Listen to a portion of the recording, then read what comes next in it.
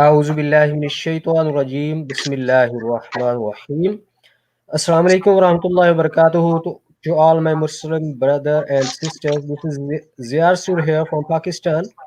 Our today's program is very special program and a kind of different program that we have very honorable guest from USA, brother Richard McKinney, his new Muslim brother, and today's program is based on his interview. And main host of this program will be Brother Bashir Ahmed. You know him very well. He's also from USA. So I'll just manage some technicalities here, and when I need to ask any question, I will come here again. So I'm going down. So giving the charge to Brother Bashir Ahmed because the story of Brother Richard is very amazing. It's Yeah, very sounds good. So, story. So we will know about more about Brother Richard. So I'm giving charge to Brother Bashir Ahmed and going down. And from audience, you can ask any question. If you want to ask question to Brother Richard, you can ask. But at the end, if you don't know English, you can ask in Urdu. We will translate it into English and we'll ask to Brother Richard. And after that, inshallah, we will put the Urdu subtitles in this video after the program, inshallah. So go sounds ahead, good. brother Bashir Ahmed. Sounds good, brother Ziad. Thank you so much for kicking us off. I'm getting a little echo, so I don't know if someone's got the YouTube channel open or not. But okay, I think it just went away. Anyways, welcome, brothers. This afternoon we have a special guest, our brother Richard here. I'm just gonna jump right into it.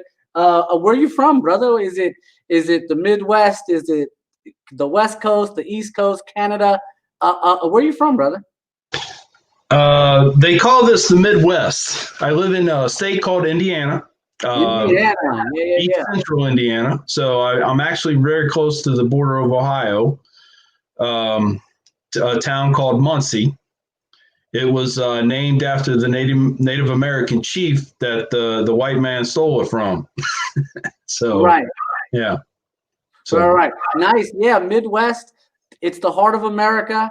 You know, I think in Indiana, is there a lot of potatoes in Indiana? What's Indiana known for? Corn. Corn. Okay. Corn. Yes. Okay. Is that the weather? Is that the perfect weather out there to make corn? You're asking a question I don't have a clue to. I know nothing about agriculture. Yeah. Well, hey, Nothing at all. the reason I'm asking, I'm like a business professor, an accounting professor, and Okay. certain areas of the world only grow certain crops Yeah. based on temperature. So, for example, in Europe, there's no sugar because it's too cold to make sugar, to grow sugar, right? So, a lot of the European colonization was revolved around, we need to go get Jamaica and make it a sugar colony. Or in America, cotton and corn and sugar grow abundantly. That's why the chocolate's so bitter, I guess, because of the lack of sugar. Right. Yeah. Right. So, and you know, I think in the 1940s and the 50s, the Germans invented fake sugar, and that solves sort of the you see what I mean? So they had also invented fake rubber. So like rubber only grows around the equator. So it's like South America, Africa, and Indonesia. You can't grow rubber anywhere else. I'm sorry, it just doesn't work. So so yeah, the brothers is from the Midwest, Indiana, close to Ohio. That's Middle America. Tell us about your life before Islam. How was that? Oh, I was the poster child for secularism, I guess. I lived according to the times. I was I actually had a lot of problems growing up. I was a troubled teen, a runaway. I was involved in drugs. I actually never graduated high school because I was expelled for selling $2 joints out of my locker, $2 marijuana cigarettes, right? Of course, I know what that is. So there was something that happened to me, and I knew that my options were very limited. So that's when I decided to join the military. That was my best option, you know. Nice. Yeah. What branch? Well, I joined the Marine Corps and retired from the Army. Marine. Okay, I'm Air Force. I'm an Air Force guy. Okay. Alhamdulillah. Yeah. I Kadena Air Base is where I got my GED at. Kadena in Japan. I've been there many times. Mm-hmm. I was there so many times. So I worked on the KC-10. It's like a rare. There's only 55 of them in the whole world. Wherever they broke down, they had to send us to go fix them. So I've been to Kadena many times. Okay. Yeah. So I'm sorry. Continue. You joined up. You were a Marine. Yeah. Let me guess. Was that 1982? 86. Okay. You're making me older, brother. Don't do that. 1986. So did you deploy to Central America? I knew a lot of guys, like my supervisors, were telling me stories about Grenada and Panama and etc. Well, I was, of course, I missed all of that because that was before my time. But I was in Panama. Okay. So that was I got my feet wet in those jungles a little bit. Yeah. And Panama is an interesting story because the Suez Canal was also controlled by the colonial powers. Right. And it came to a head in World War II and World War I. That's important. We're not letting anyone touch that. And even to this day, the Russians are not even allowed on our side of the hemisphere, brother. You know what I mean?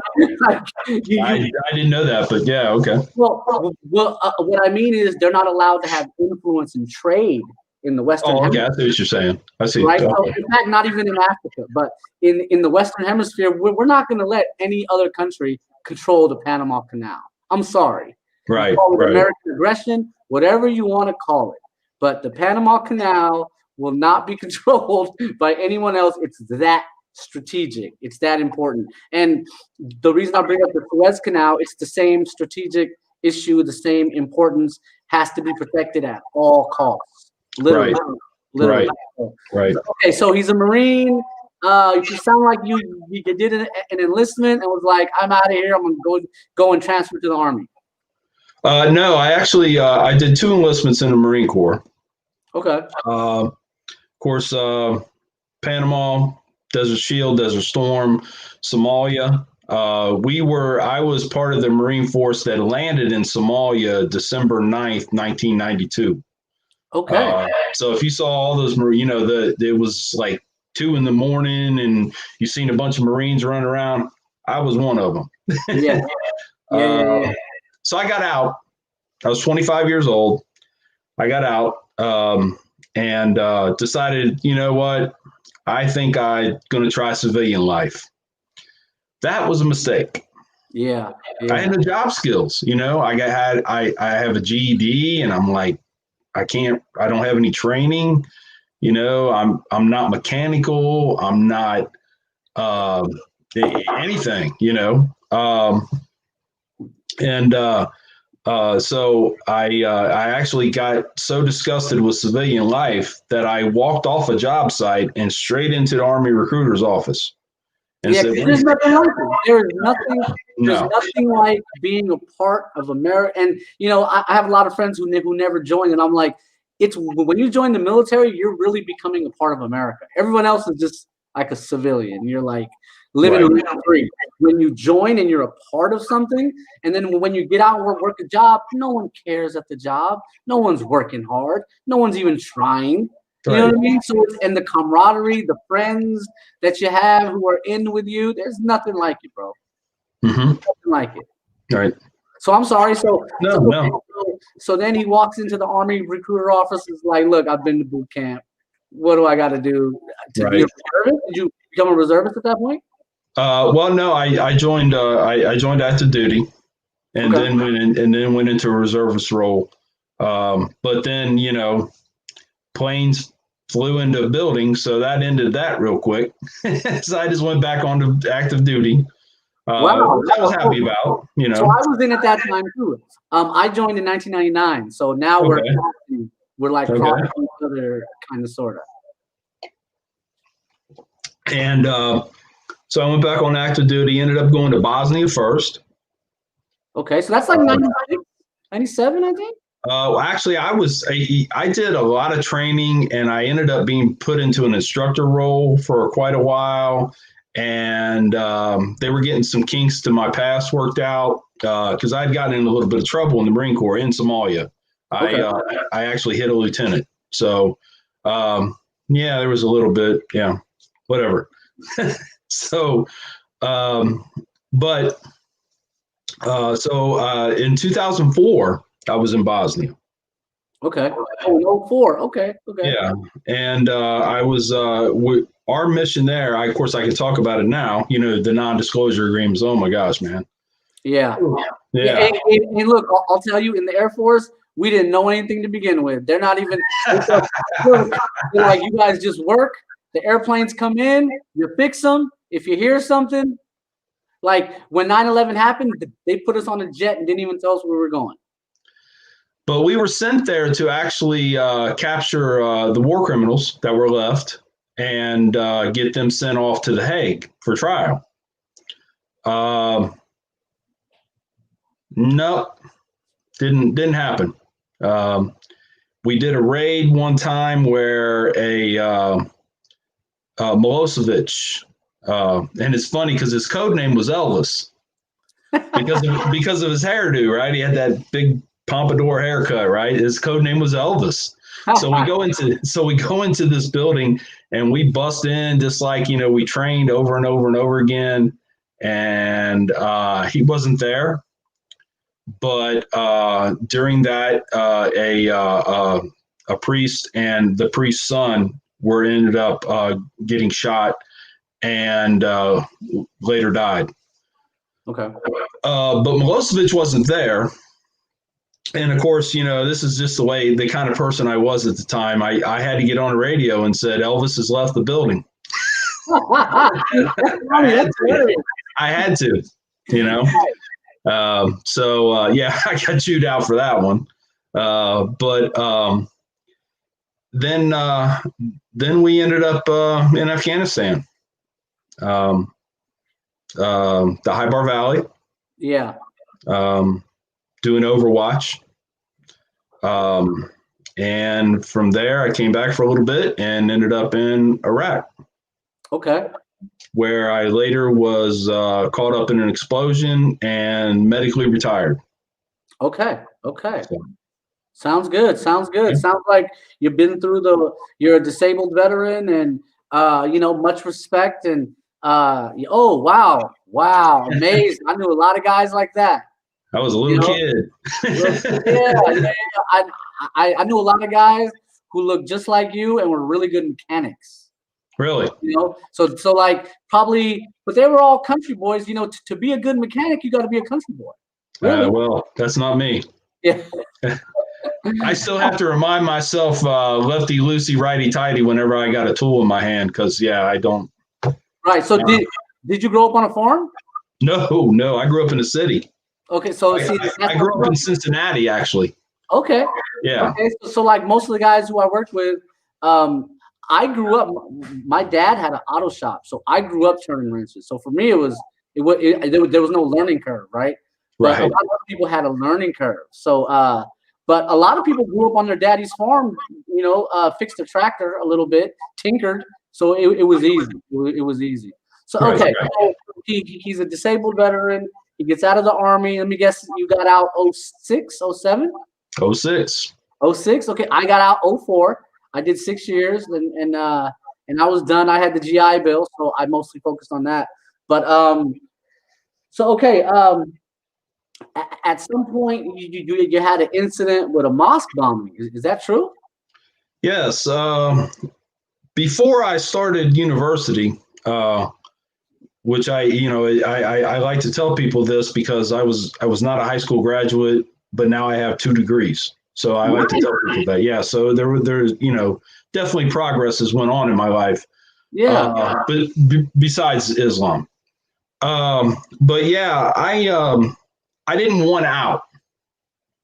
I remember laying in the hospital, recovering, and the officials from different organizations would come in and they would talk to me about, hey, you're going to be retired. you're already over 20 years. We're not going to pay to retrain you. And, but hey, you're going to get a check every month. You're going to get free medical, blah, blah, blah, blah, blah, blah. And I said, no, you can keep all that. I said, I need to go back to Iraq. Yeah. And they kind of looked kind of cross, right? And they're like, why do you want to go back to Iraq? And shamefully now I admit that, I looked them dead in the eye and was very, very serious and said, I'm not done killing Muslims yet. Oh, man. So, my daughter just came home. But so that was my mentality. And it was the fact everybody knew that I did not like Muslims. Yeah. No one had any idea to the extent that hatred actually went. No one.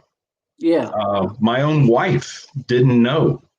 She didn't know anything about a bomb until the FBI came to the house. I see. You kept it all quiet. Yeah, it's, no loose ends. It was just me. This was my thing. And I was very selfish with it. I wanted full credit for it. So as I planned this over a couple years, and because I wasn't in a hurry, and I knew they weren't going anywhere. So, and I really sorry to interrupt you. I have just one question here. Sure. What was the reason behind your hate against Muslims? Oh yeah, that's exactly what I'm getting ready to talk about. Okay. Yep. So and where this hatred came from was it has been such a big question. People have asked me, and honestly, I didn't know. I really didn't know. It just formed in me over time, I guess. It wasn't because, I watched Fox News or I, read the paper and all that. I got, it wasn't about that. It was about the fact that I was a nationalist. I believed in my country. I believe that America for Americans. That's probably the best way to put it. America for Americans, right? And yeah, I drank the Kool-Aid and was brainwashed by that. I allowed myself to be brainwashed. And over time, that hatred just kept growing and growing because, I had to hate something. I had to be against something because the military wronged me because they didn't let me go back to Iraq. The government wronged me because they didn't let me go back to Iraq. They basically, the way I look at it, even though it was very, I was, retired under honorable, circumstances and everything, full retirement, all that. But what I looked at it as almost like I'd been fired. I was hurt. I was really hurt. And what stemmed my anger even more is because I felt that my destiny was taken away from me. My destiny, so I thought, was to die in combat, to die a hero's death. Because as you know, in this country, if you come back in a flag draped coffin, you are forever known as a hero. Right. It doesn't matter what you did in the past. You are a hero from now until the end of time. Right? Right. That's what I wanted. That's what I was shooting for. But I would get hurt. I would get in accidents. I would, get injured in combat and stuff. And, I've been stabbed. I've been blown out of a building, I would come to and I would be like, you have got to be kidding me. I'm not supposed to be here, man. Come on, to the point to where, I used to make jokes, about, God has a bad sense of humor. Stuff like that, you know, but that's the way I felt at the time, you know. It's like, Were you Christian? Well, no, what were you? no, I was a nationalist. For lack of a better example, you could say the flag was my cross. Got it. Okay. I didn't believe in a God per se because of the places I've been, the things I'd seen, you know, in Somalia, everybody starving to death, man. And, you know, I actually had a baby that died in my arms Oh my gosh. that we had found that was left for dead. And we're in the middle of a firefight in Somalia outside of Mogadishu. And I'm holding this kid and it's crying. And I didn't even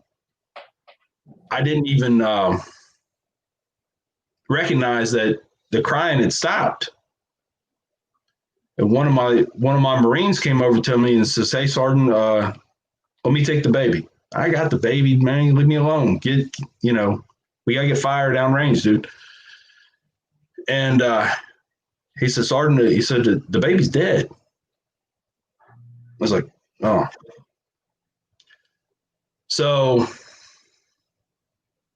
I just sucked it up, right?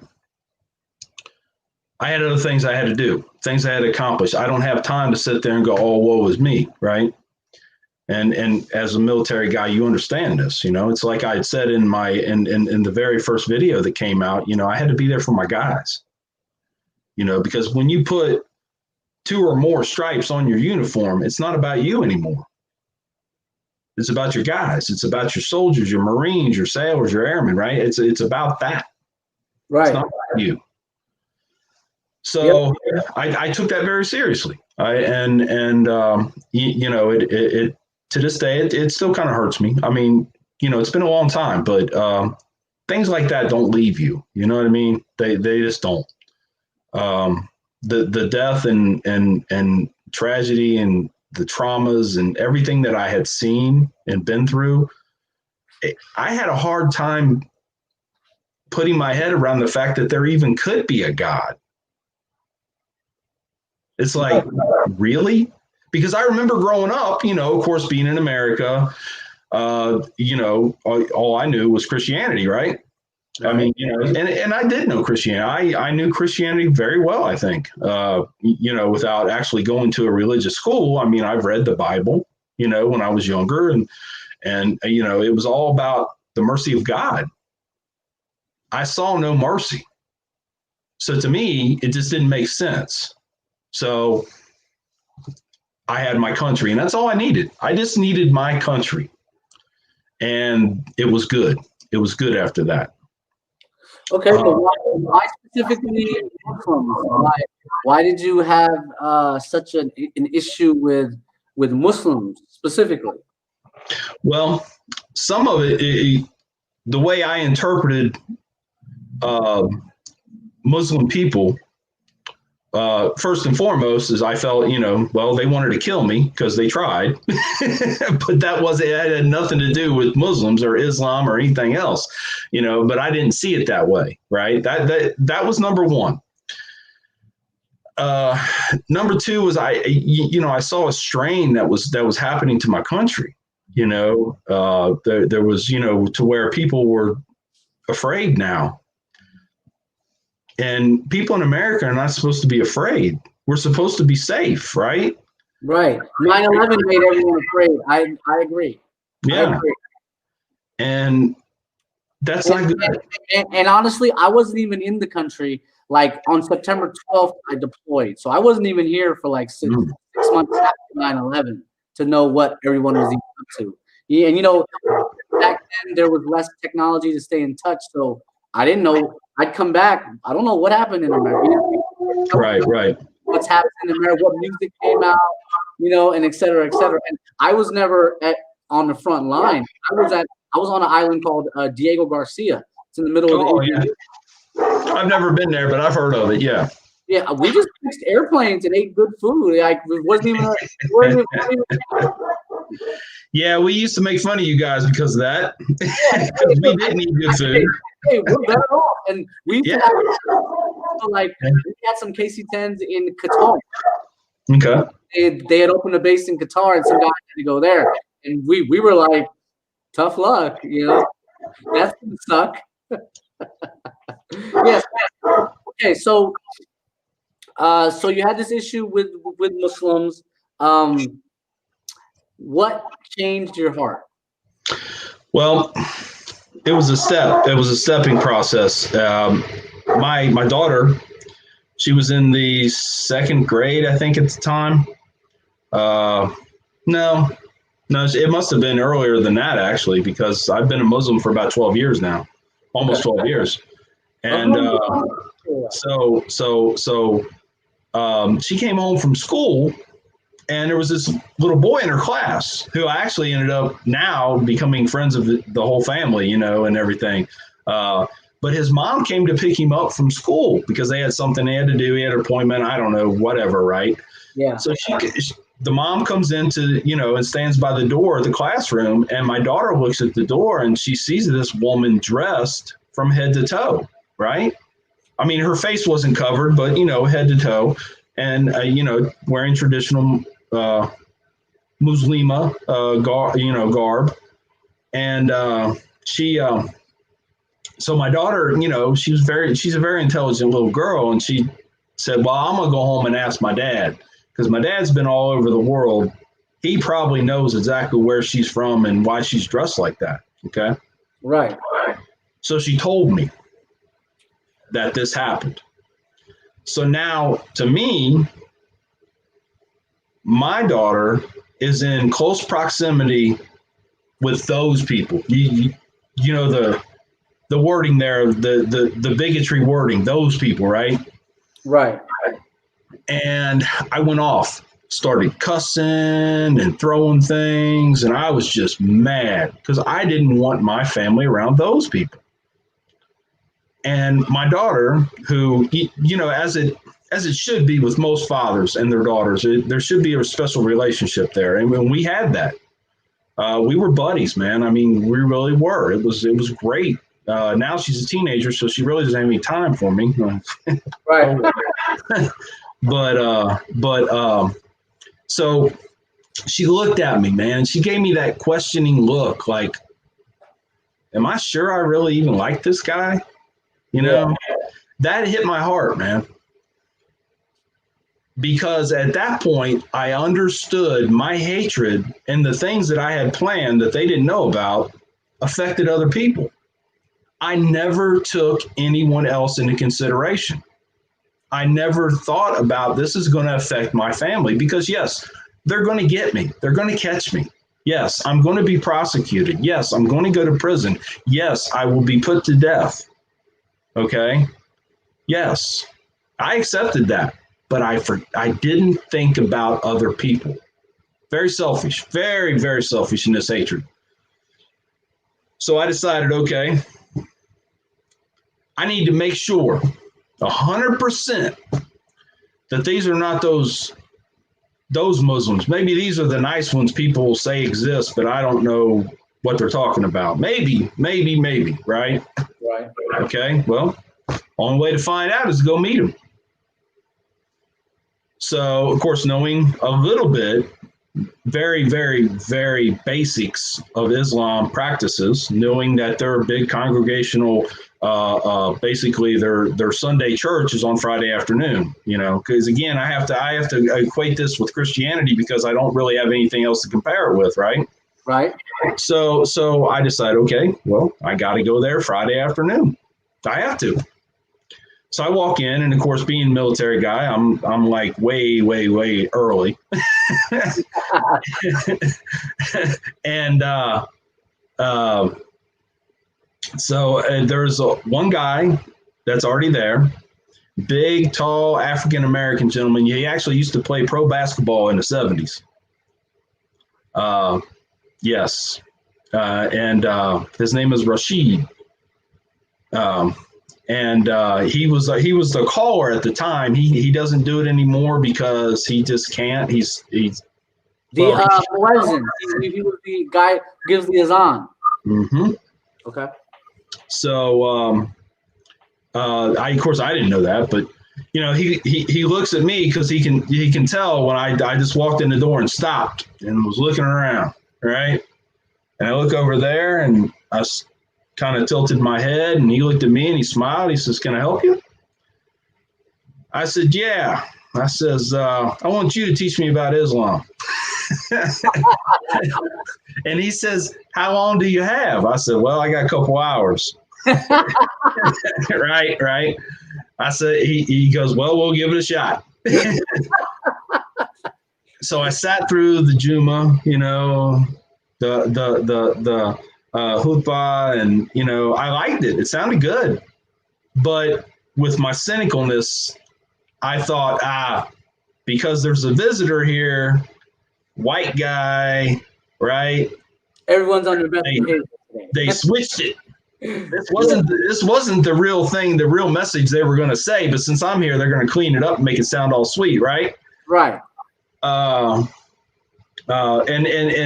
I have to laugh now because he took me into the prayer room and sat me down, talked to me for a little bit, told me some basics about what's going to happen and da da da da da da. So in our prayer room, we have benches that are towards the back wall. And then we have a separate room behind smoked glass for the females. And so he sat me at a bench, and so I'm there. And while the khutbah was going on, I couldn't help. It just hit me. It's like, oh, I got really scared because I'm like, I am the only non-Muslim in this building. Yeah. I said, "Oh no, I'm going to end up on Al Jazeera with a sword in my throat by the end of the day." That's exactly what I thought, right? Yeah. That's exactly what I thought. And I'm like, "Oh Lord, this isn't good, man. This is not good." So I scooted down to the other end of the bench I was on because it was closer to the door. Anyway, everything ended, blah, blah, blah. And I was introduced to another gentleman. He handed me a Quran. We talked, and he asked if I'd ever read the Quran. And of course, I didn't want to say what I really felt at the time, because I'm there. I never introduced myself as a guy who hates Muslims. I introduced myself as a person who just wants to learn a little bit more about Islam, right? And he asked me if I ever read the Quran. I says, "No, sure haven't." He said, "Hold on." He went over, we were in the library, and he goes over to the bookshelf. He gets a Quran with Arabic and English translation, and he hands it to me. He says, "Here." Quick question. Yes. Who was that Quran by? Who did the English translation?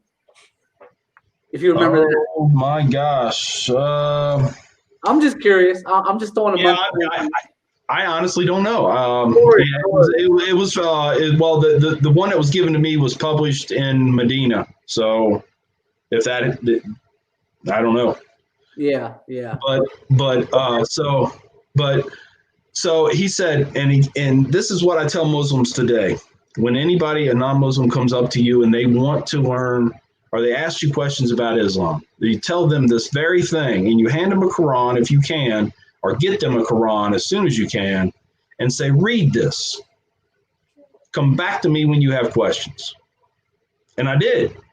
And there was a couple things I read in there because of my own ignorance, and I didn't understand what was really being said and the times it was being said, that I'm like, thinking, I got him right here. Here's the evidence. So I went back to the masjid, and I asked about it, and I wanted them to point it out, and they did. They explained it. Yeah. And I was like, oh, okay. So I went back. I would go back home and read some more, and then I got to the fifth surah, 32nd ayah.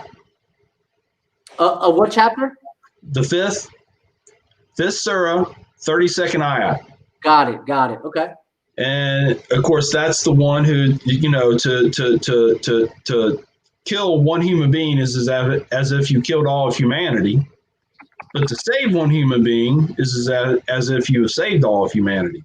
So right. I'm thinking about it. This hit me, because I'm not a genius, but I'm not dumb either. And so this hit me because I'm like thinking, wait a minute, just a few years ago, these guys, they called themselves Muslims, the atrocities that I saw that they created, you know, and I'm reading stuff like, you know, during combat, you don't hurt children, you don't hurt women, you don't destroy religious buildings. That's religious. It's religious. Imagine being a soldier and they put all these rules on you. Yeah. Well, you know, it was like the laws of land warfare, right? Yeah. So that's exactly what it was. And I'm thinking, wait a minute, I saw those guys do all of that like within an hour, you know? Oh, bing, bing, bing, bing. Obviously, those people do not represent Islam. Or they could be acting out. I mean, they know the rules or they don't know the rules. People get mad, right? And unfortunately, there's a lot of. Richard, our translator asking for the verse number and chapter number to tell him again.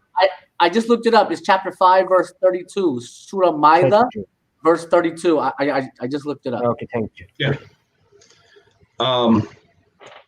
So yeah, and that's anybody. It doesn't matter what religion or what. Even if they don't have religion, it you know, people get mad. People get mad at the system, at the government, you know, and people do act out.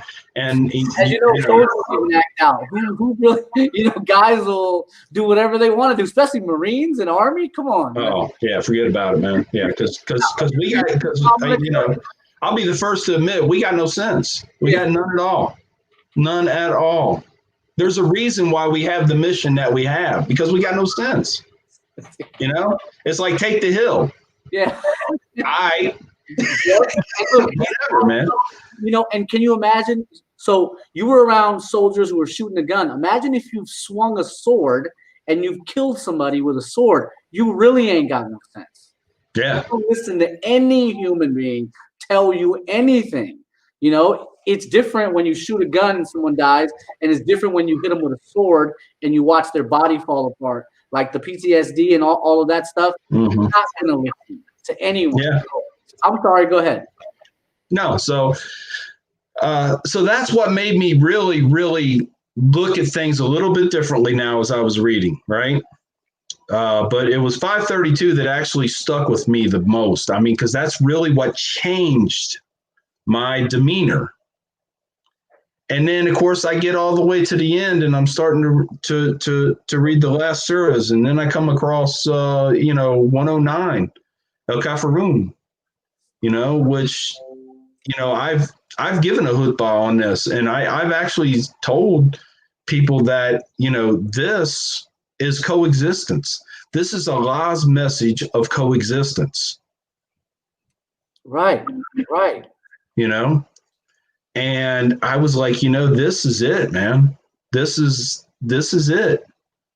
These people have really got it. At that point, I was touched. You know, you hear a lot of Christians talk about, you know, when they read the Bible, it touches them in their heart. And, you know, alhamdulillah, that's great. I don't judge on that. But the Bible never did that to me. Never. Right. The Quran, on the other hand, it got me. Right. And if I may interject, in my opinion, and I could be wrong, but in my opinion, it's the sound of the Quran. No other Bible. You don't recite the Bible like that. They don't recite the Old Testament, the Sikh, the Hindu, no other text. And there's a verse of the Quran where Allah says, okay, bring something like it.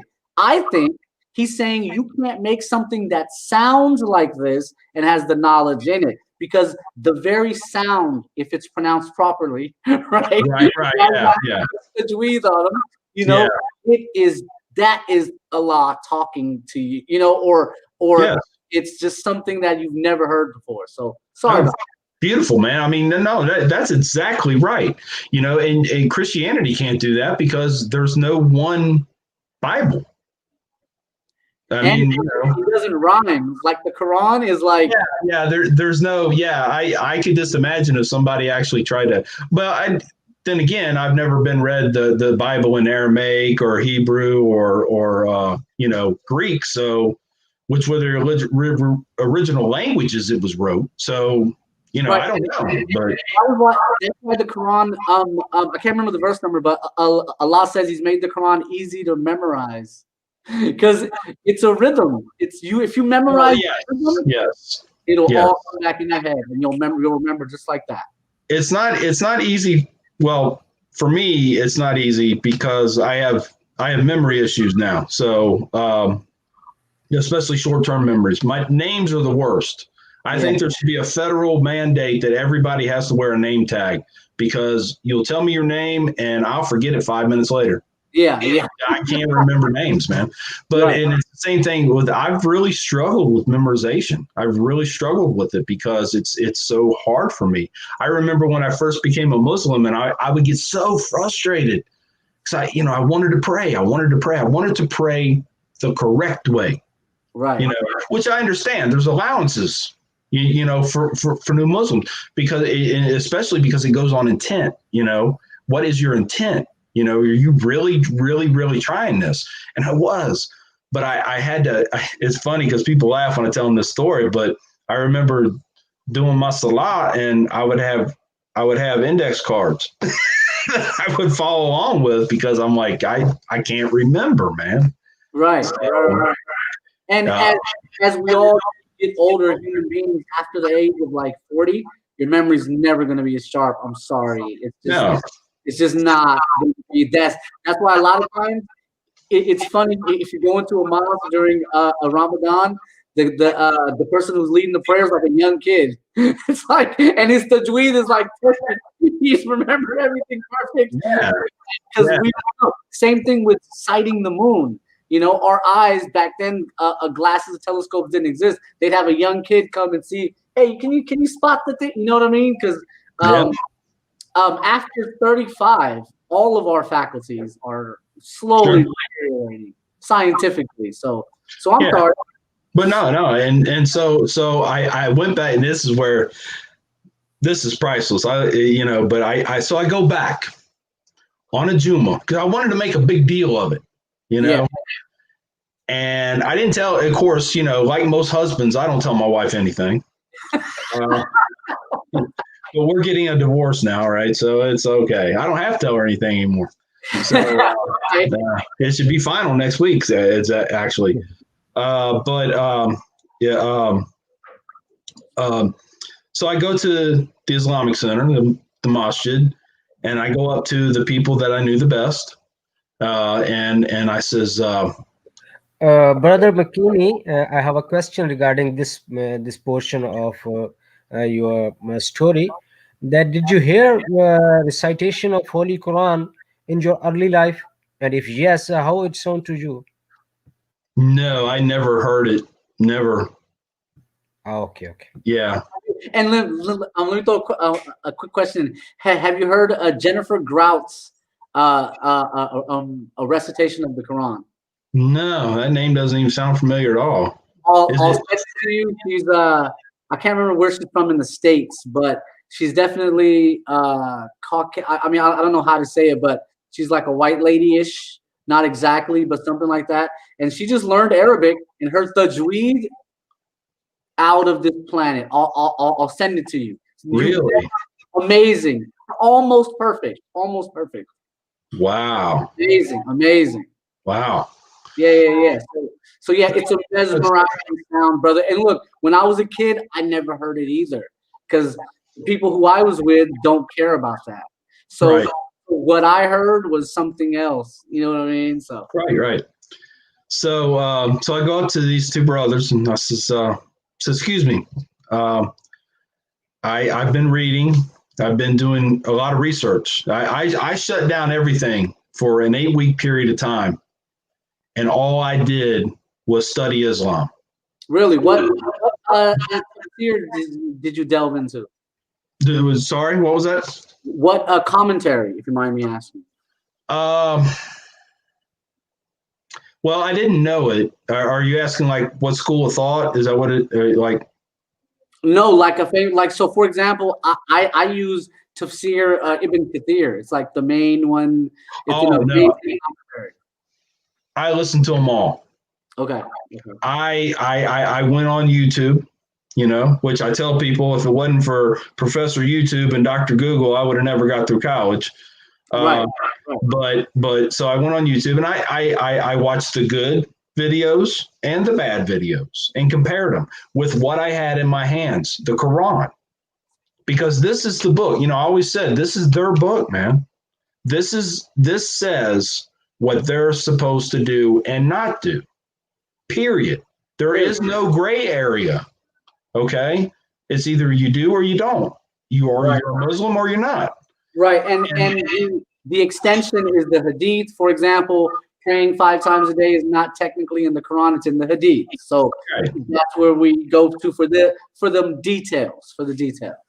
Yeah, but like most people, I mean, or the way a Muslim should really think about 5 times a day is that's not enough. You need to. Is nothing wrong with breaking down throughout the day for a couple of rakahs, man, and yeah. Absolutely. You don't need to go see a therapist. Allah is your therapist. Yeah, I tell people, man, you just need to get your Islam on, bro. That's it.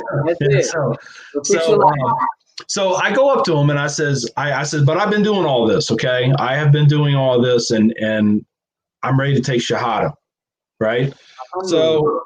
So the brothers, and yeah, you'd think that they'd be like, oh, alhamdulillah, alhamdulillah. No. They looked at me, they looked at each other, they looked back at me, and almost simultaneously they go, no. I'm like, wait a minute. So much for that, convert or die thing. That's obviously a serious falsehood here, because they don't even want me. The Marine Corps or the military didn't want me. Now Islam don't. I'm serious. I'm like, man, I can't catch a break. Right? And they told me, they said, brother, we love your enthusiasm. We love you coming around. They had me over to their houses and stuff like that. I started really becoming more intimate with these people, man. I mean, learning them, being around their families and stuff. And, well, of course, the food, I'm a fat guy now. So, we have a sister who is like the mother of the Islamic community here in Muncie. She's like all that. Actually, she's president of the center now. Nice. Yes, I'm the one that nominated her, because I couldn't run for re-election. I was finishing college and I had a lot that I had to do, internships and this, that, and the other. I didn't have time. I just didn't, and so I nominated her, and anyway, she's still president, and I used to tell people, I said, yeah, I weighed 190 pounds before I went over to Sister Bibi's house. Now you're like 250, right? Yeah, because go over there and not eat something. Yeah, she'll throw something at you for real. Yeah. But so anyway, they told me, which was true, very true. They told me this. They said, brother, you have a lot more to learn. And so I thought on that. I was studying like a second. I'm like, yeah, but don't we all? And they're like, oh man, he got us. They said, all right, come on. Let's do this, right? So I go home after Juma, after Shahada, and I got a glow about me. I come in the house. My wife was on edge because she saw me reading the Quran. She saw me watching these videos. She saw me, she knew I was going to the Islamic Center. She knows I was going over to these people's houses. She thought I was planning something, right? I was doing my recon.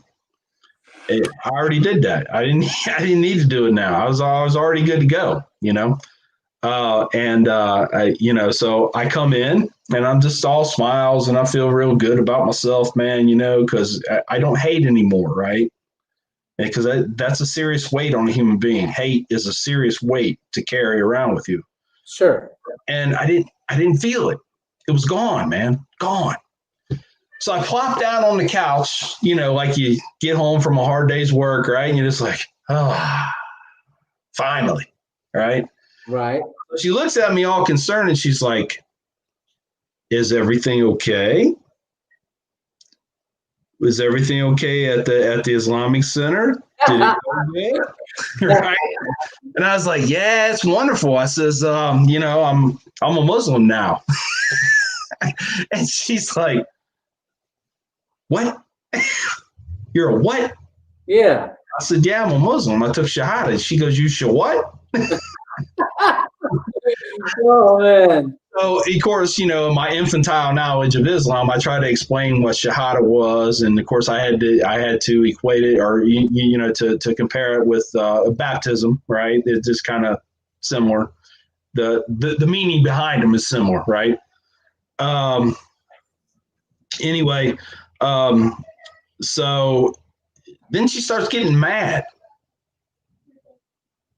She goes, I just don't understand you anymore. But I'm going to tell you something right now. I'm not putting anything on my head. You said not even like the old timer hat? I says, you're not a Muslim, so I guess that's really not a conversation right now. I said, I have nothing to say about that. Yeah. And then he puts the women, man, this. Women put their hand on her hip and start waving their finger. It's on now. It's on. Right? And she's like, and I'm going to tell you something else right now. If you want more than one wife, I'm not going to be one of them. And I'm like, that is the last thing I'm thinking about right now. I don't know. I'm good. So anyway, 4 years later, she became a Muslim. Alhamdulillah. Alhamdulillah. Yeah. Alhamdulillah. MashaAllah. MashaAllah. Yeah. What about your family? Your wife, your children? Yeah, my wife and daughter both took Shahada the same day. We were at a lecture. There's a guy named Dr. Sabeel here in the United States. Yeah. He came to the university here in Indiana, in Muncie, Ball State University, and he gave a lecture. It was 3 Religions, 1 God. That was the name of the lecture, right? And she had kept asking me questions and wanting answers to things, and I didn't know, and I couldn't find. I didn't, it just wasn't meant to be for me to tell her, I guess. I don't know. But after the lecture, she understood. Wow. And so she took Shahada right there, man. Her and my daughter both. And what's really crazy is I just did an interview with Dr. Sabeel Ahmed 2 months ago. Okay. So it's funny though, because we were on our way home. I was driving. Remember that I was driving. So we're on our way home. I said, so how do you feel? And she goes, I feel really good. I said, man, that is awesome. That is fantastic. I said, I'm glad to hear it. I said, but now that you're a Muslim, how about that more than one wife thing? She looked at me and she was just dead serious. She goes, don't make me pull this car over. I'm driving. How are you going to pull the car over, right? Yeah. But so yeah, but that was just a joke. I was just joking with it. I was not and am not looking to have more than one wife, but of course now I'm not really got a wife at all. So, and I'm a little bit older, and I have to say that's Allah's plan. And if someone comes into my life, then that'll be a bridge to cross at that time. But I make the joke, and I tell people now, I says, honestly, there was a time when, I was a pretty good looking guy, man. I was, kind of all that. And I says, right now, nobody wants none of this. Right. So I'm not really concerned. I got other things to do anyway. So it's okay, man. It's okay. Yeah. But she ended up backsliding. Her and my daughter both are very, they're in love with the world. They're in love with secularism. They want to celebrate things like everybody else celebrates. They want to eat whatever they want to. They want to just, but I don't want that to come across as I'm saying they're bad people. Right. I still care very much about my wife, even though, our divorce is almost final. I don't want anything bad to happen to her. I hope her the best, and if so be it, if she needs something, or, I've even told her, I says, come to me, please. Right. This was a mutual thing. We've grown in different directions. And so this is a mutual thing. And if I'm going to have a wife, I have to have a Muslim wife. I can't live the way I think I should be living with a non-Muslim wife. I just can't. And maybe that's wrong for me to say, but that's just the way I feel. It kind of goes down to, well, to each their own, right? And she knew this, and she knows that I haven't been happy for a very long time. Especially there was things that came out when I was, last year I was in 26 different cities, right? And she was very jealous of that. Yeah. And I didn't set out to do that. I had no idea that was going to happen. But it gave me a chance to get out there to talk to people. And it's funny because I don't set out, which some people might not like to hear this, but I don't set out to convey the message of Islam. And it's funny because, like my job and stuff, talking about religion, regardless of what religion it is a no-no. You don't do that, right? It's just, that's the way it is in America, okay? But I do it. I just don't put a title on it. Right. When I talk about, better way, because I'm a skills coach or a life coach, right? And I work with people in coping skills, right? Doing, learning coping skills and being able to get through hard times, which of course we're all in to some aspect, right? Because this pandemic and everything. But, I convey what I've learned through Islam, because to be honest with you, I didn't learn anything before Islam, because I was a drunk. I was a womanizer. I get mad. I had an apartment that had holes all over the place because I just punch holes in the wall, right?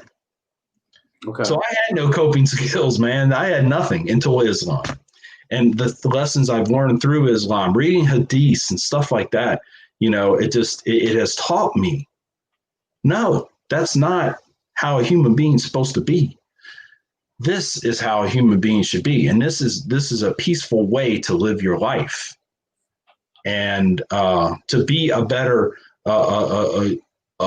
messenger, a better conveyor of the message, which I never saw myself as somebody who was that, it's like I tell people, I'm nobody. I'm a guy who had a story, and that's really it. Yeah. Okay. It's kind of a big deal. The story is, of course, it could have ended in a very ugly way, but it didn't.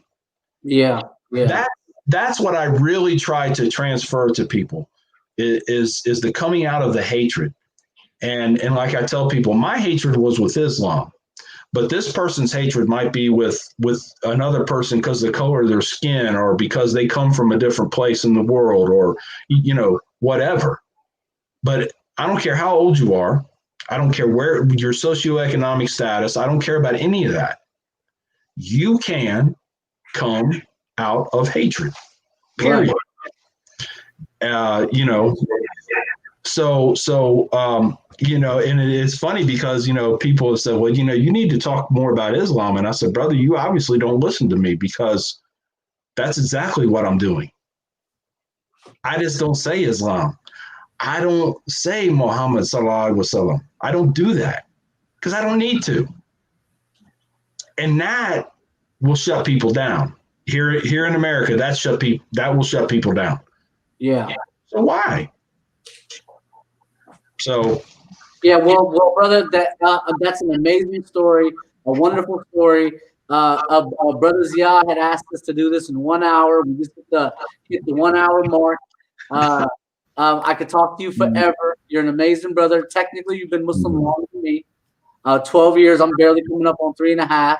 Even though the situation's tricky because I knew what Islam was and etc. Right. Yes, we will have inshallah more programs with Brother Mckinney in the future, inshallah. And I want to ask just a quick question. Brother Mckinney, what do you think? What is the reason behind Islamophobia in non-Muslims, especially in the European countries? What is the actual reason behind it? Actually, it's almost a mirror image of what's wrong with extremism, ignorance. You know, throughout the Muslim world, we have a problem with illiteracy.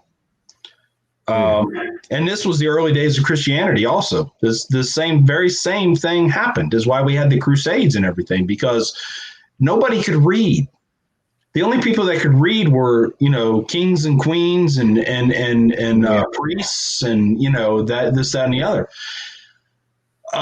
So nobody really knew what was right and what was wrong. They were told what was right and what was wrong. And that's where the message gets construed, because when somebody just tells you this and expects you to follow it, it's because they have an agenda. Yeah. The only agenda we need to have is to get closer to Allah. That's it.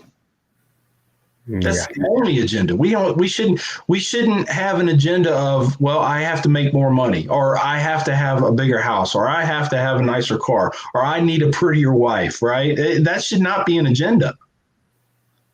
Absolutely. And that's where the breakdown comes in. And so you have secular society, because you know, us being Muslims are fighting against a secular society. They're powerful. They really are, because they're so, you know, it's like the shaitan. They're very, you know, secular life is very charismatic. It looks good. It looks fun, right? You know, it's like, it'll catch you on fire. That's what I tell you. I said, you'll catch on fire.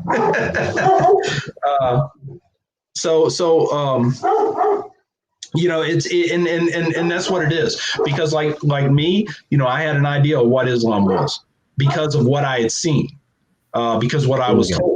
You know, I believed that what I saw was true Islam, and it really wasn't. It was angry people, you know, that had an agenda. And did they have a right to be angry? Well, in a lot of sense, yes, they did. They had every right to be angry. But you know, so that was my impression, and it was totally based on ignorance. The definition of ignorance, not knowing the truth. Okay. Actually, main problem is lack of knowledge. They don't know what is the reality. They are going behind some agendas of different powers. That's why the Islamophobia, mostly in Europe. Okay, now we have some more participants here in our stream. So we take some questions to our brothers are here in the stream. So let's see what question they have. Brother Kashif with us. Assalamu alaikum warahmatullahi wabarakatuh. Walaikum assalam wa rahmatullahi wa barakatuhu. My English is not too good, brother Richard. Assalamu alaikum. Walaikum assalam. My English isn't that good either. American. I don't Okay. speak English, I speak American. Okay. I don't have any question because I'm totally speechless, Brother Richard. You know what? I'm literally weeping to see your bright face because you accept Islam after a research. And as per my belief, if a non-Muslim accepts Islam after having research, is a perfect Muslim. So I really welcomes you in true and real Islam. May Allah give you rewards and pick you to preach more non-Muslim towards Islam. Jazakallah khair. Thank you so much, brother. Thank you Thank so you very much. much. Assalamu Yes. alaikum wa rahmatullah. Walaikum salam. Walaikum assalam warahmatullahi wabarakatuh. We have our dear brother Jat Chaudhry. Assalamu alaikum. Is he there? Hello. Maybe he's on mute. Yes. He must have stepped Jat away. Chaudhry, brother, your mic is muted. Kindly turn on your microphone. I think maybe he's busy because he was translating. Maybe he's busy. Okay. Well, I'll be here. I mean, we can come back to him. That's fine.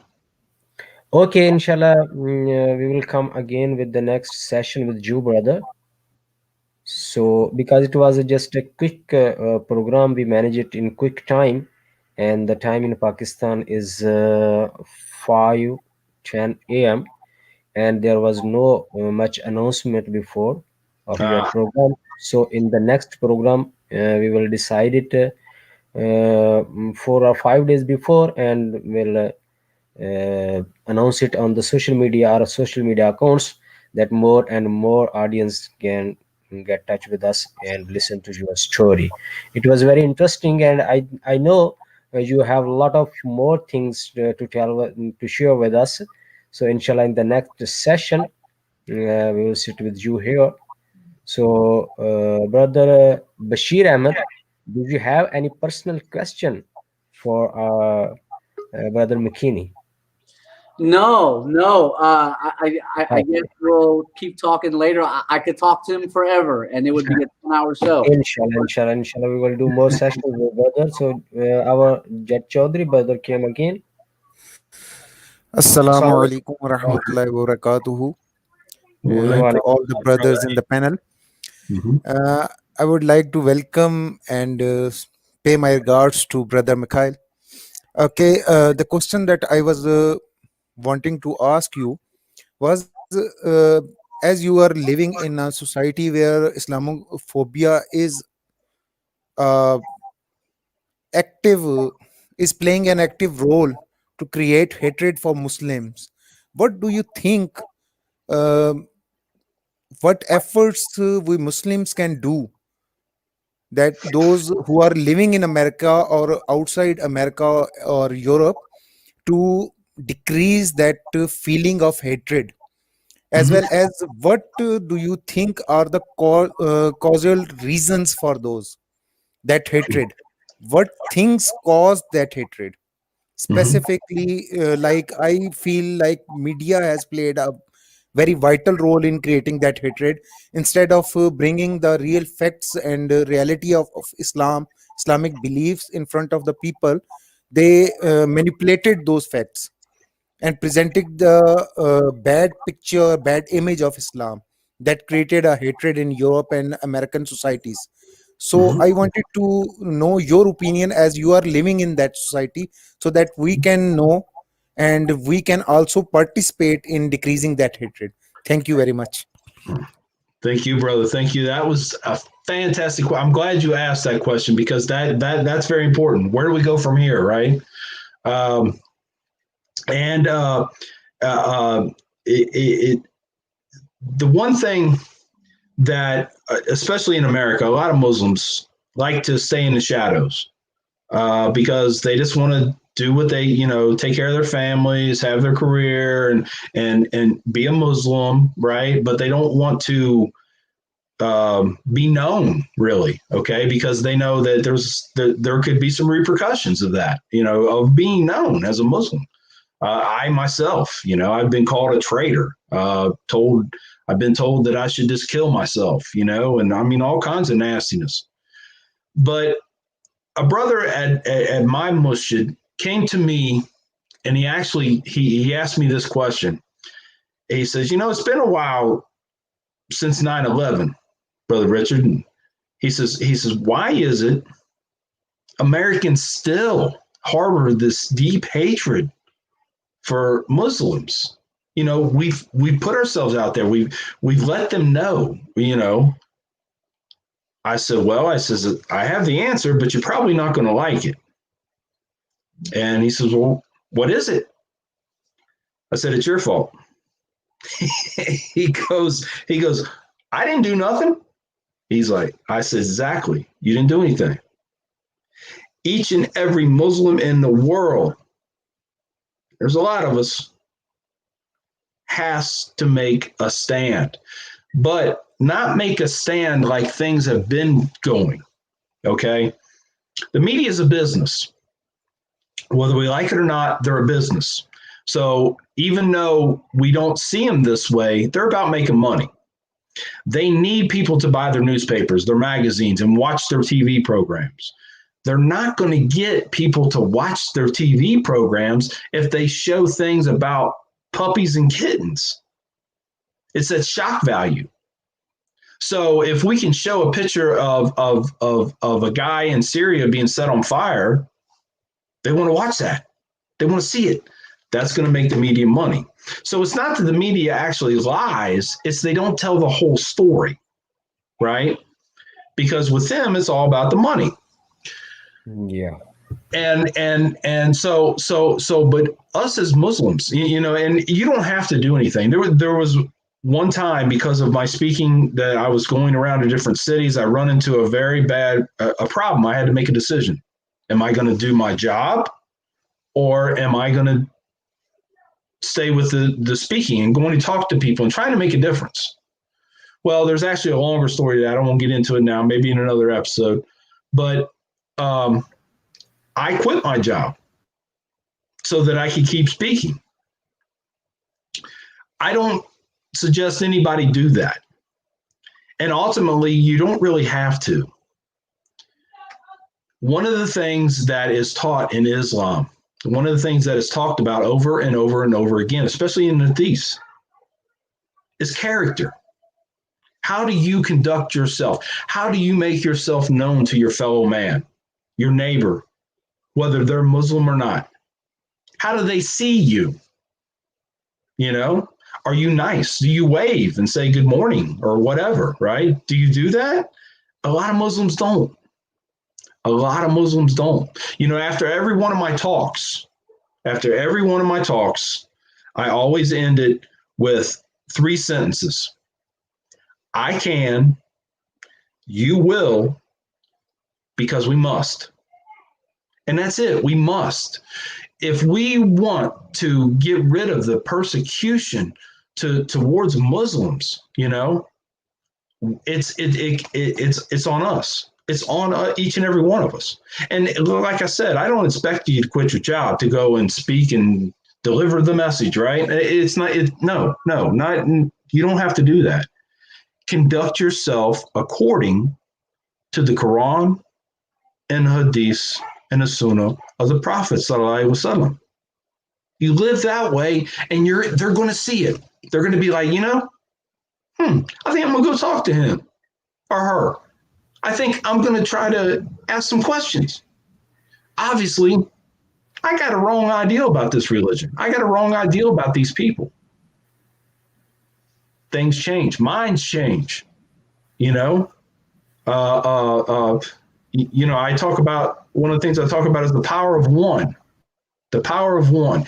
These big ideas, these big things that happen in the world, they don't start with a boardroom. They don't start with people getting together and doing a brain mind mapping and all that. No. It starts with the one person thinks of something. How can I make this better? How can I change something? The one, the power of one. Allah made all of us the one. He gave us that. It's up to us to learn how to nurture that. He gave us that ability. Every single one of us. I don't care if you're a normal person, walks and talks and thinks and whatever, or you're a deaf mute. You're still the one. You're the one because Allah said so. That's it. Thank you, brother, so much. And for this good message, we are leaving for the Yeah, this session. Yes. what I got from Brother Richard's answer, he was trying to say that what we have to do is to make ourselves a true Muslim. We have to follow the Sunnah of the Holy Prophet as we are guided in the Holy Quran, as Allah subhanahu wa ta'ala has ordered us to follow the righteous path that is being shown to us by the Holy Prophet Muhammad sallallahu alaihi wasallam. Similar slogan is followed by a religious propagation, as I know. They state that slogan that we have to try to make ourselves and the people that are surrounding us a better Muslim. इसको अगर उर्दू में मैं जो हमारे उर्दू में सुनने वाले नाजरीन है ना उनके लिए अगर उर्दू में इसको बोल दूं तो वो स्लोगन ये है, वो एक जो नारा है वो ये है कि मुझे अपनी और सारी दुनिया के लोगों की इस्लाह की कोशिश करनी है. जो ब्रदर रिचर्ड बात कर रहे हैं वो भी यही बात कर रहे हैं कि आप अपनी कोशिश करें, अपने किरदार को, अपने अखलाक को, अपने अंदाज को ऐसा बना लें कि अल्लाह सुब्हानहू व तआला के हबीब सल्लल्लाहु अलैहि वसल्लम का जो उसवा हसना कुरान पाक और हदीस में हमें मिलता है, आप वैसे बन जाएं. जब आप वैसे बन जाएंगे ना तो दुनिया खुद कोशिश करेगी कि आपको जाने, इस्लाम को जाने, मुसलमानों को जाने, वो क्या है. वो आपके पास आएंगे, वो आपसे पूछेंगे, वो आपको जानेंगे, और जब वो इस्लाम को आपको जानने की कोशिश करेंगे, वो इस्लाम की उस खूबसूरती को जानेंगे जो आपके किरदार के अंदर से झलक रही होगी. और यही वो कोशिश है जो आप कर सकते हैं जिससे इस्लाम के और मुसलमानों के खिलाफ जो नफरत इतनी पल चुकी है, फैल चुकी है, बढ़ चुकी है, वो ख़त्म हो जाएगी. जज़ाकल्लाह खैरन. शुक्रिया बहुत बहुत भाई, और जज़ाकल्लाह to Richard, brother Richard. Thank you for your time. Assalamu alaikum wa rahmatullah. Wa alaikum assalam wa rahmatullahi wa Assalam. barakatuh. Brother Richard, actually our brother was saying that we should apply Islamic teachings on ourselves before that we can make ourselves as an example for the world. We should make ourselves an example to follow. So we should apply Islamic teaching on ourselves that everyone know what is the real Islam, what is the real face of Islam. And your point is correct 100% because there is a community, you already know that the Qadianis, they propagate too much on this point. Look on that Muslim, you know, the good and bad peoples in every society. So they propagate too much that look at that Muslim, what he's doing bad deeds. So this thing matters everywhere in the world. So if you apply Islamic teaching on yourself, you can decrease the Islamophobia, especially in the Western Union. So it's the best way. Very good message. And with this message, we are closing today's session. So inshallah, in the new session, we will come soon with you, and we have a lot of other your experience to know, and lot of other talk with you we have to do in the next session, inshallah. So till then, assalamu alaikum warahmatullahi wabarakatuh, and thank you all my audience and all my guests and our host Bashir Ahmad Shah Sahab. Assalamu alaikum warahmatullahi wabarakatuh.